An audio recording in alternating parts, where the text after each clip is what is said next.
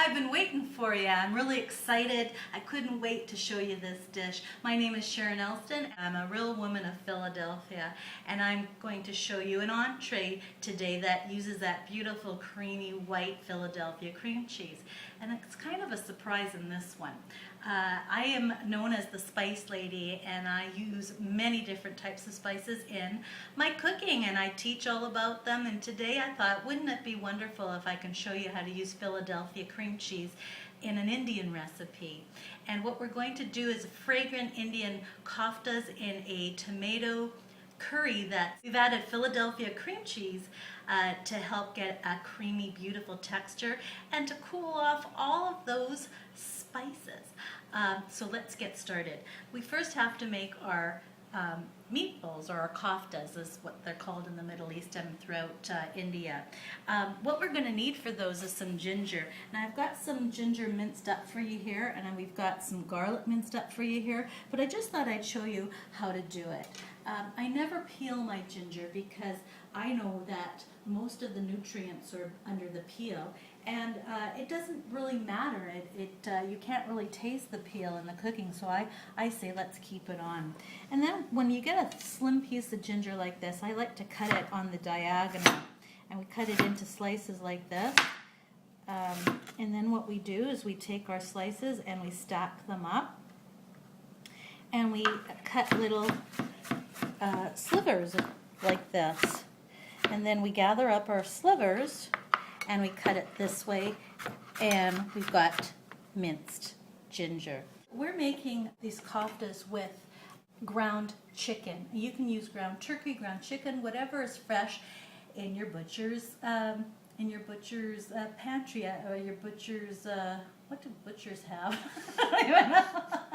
In your butcher's at your butcher. Okay, so now what we have is our ground chicken. You can use ground chicken, you can use ground turkey, you can use any ground light meat that you want to. We want to keep this light because there's not a whole lot of beef going on in East India, and I like to keep this light. So what we've done is we've taken our ground turkey and we're going to be adding some wonderful seasonings to it. So we're going to add a little bit of minced garlic. We're going to add a little bit of this minced ginger. Now you don't want to skimp on the aromatics. We're going to put a little bit of garam masala in there. If you haven't heard of garam masala before, it's a mixture that many Indian people have a secret recipe just for their families. So sometimes you can get it prepared like this, and it's got sweet spices in it. It's got savory spices like coriander, some cumin seeds perhaps, some cloves, all different types of sweet spices and savory spices.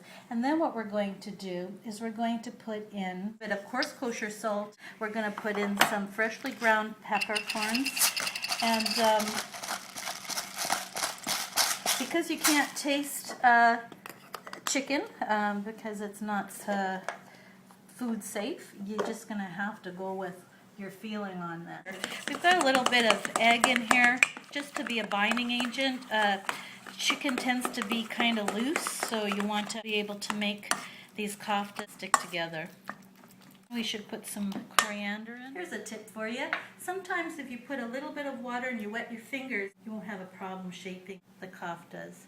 So you just kind of wet your hands a little bit, because chicken does tend to be kind of loose. And we're going to just put it into our baking pan. So into the oven it goes.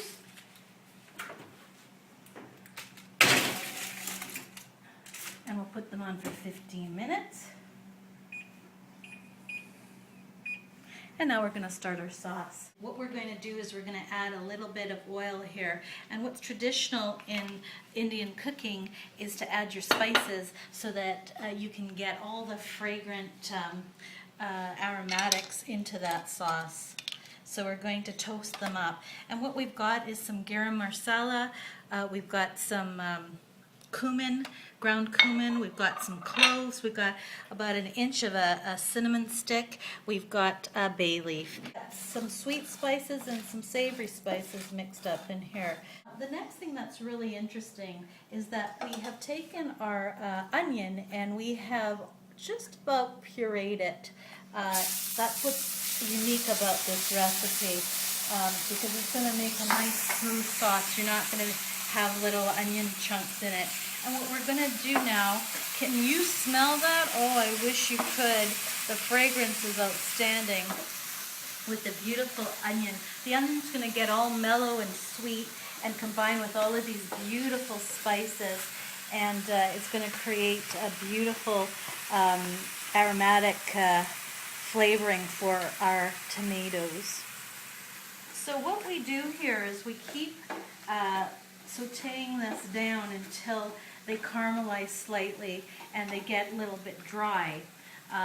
That's what they need to do. They have to have all of the onion juices evaporating from this mixture, and at that point we're going to be adding our tomato sauce.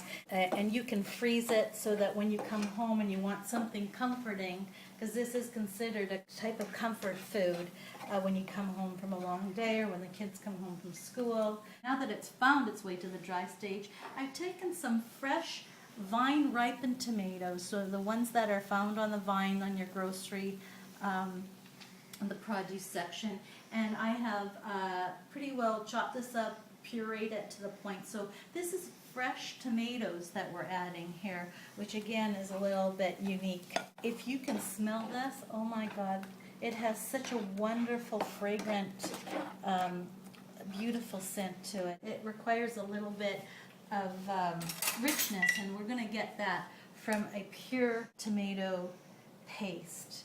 So now we're going to put in a little bit of water. We're going to cook this down. We're going to be adding our delicious light Philadelphia cream cheese. So it's getting all creamy and beautiful, a little bit of a tangy flavor, which will go nicely with the tomatoes and the beautiful cinnamon sticks in there, the cloves, cardamom seeds, garam masala. So fragrant.